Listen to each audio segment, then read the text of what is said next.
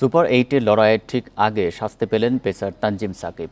Group পর্বের শেষ ম্যাচে নেপাল অধিনায়ক রোহিত পৌডৌলের সঙ্গে অসদাচরণের কারণে ম্যাচ ফির 15% জরিমানা করেছে আইসিসি। এখন জন্ম সনদ দিয়ে খোলো বিকাশ স্টুডেন্ট অ্যাকাউন্ট। নিজের বিকাশ নিজে কর।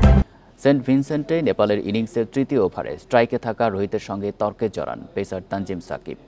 নেপাল অধিনায়কের গায়ে হাত দিয়ে সরিয়েও দিতে দেখা গিয়েছিল সাকিবকে। সে সময় আম্পায়ার ও অন্য খেলোয়াড়রা এসে তাদেরকে আলাদা করেন। তানজিমের বিরুদ্ধে আচরণবিধির 2.12 ধারা ভাঙার অভিযোগ প্রমাণিত হয়েছে। মাঠের দুই আম্পায়ার আহসান রাজা ও স্যাম নোগেস্কি সহ তৃতীয় আম্পায়ার জয়রমন মদন গোপাল এবং চতুর্থ আম্পায়ার কুমার ধর্মসেনা এই অভিযোগ তুলেছিলেন। অপরাধ স্বীকার করে আইসিসির দেওয়া শাস্তি মেনে নিয়েছেন পেসার তানজিম সাকিব।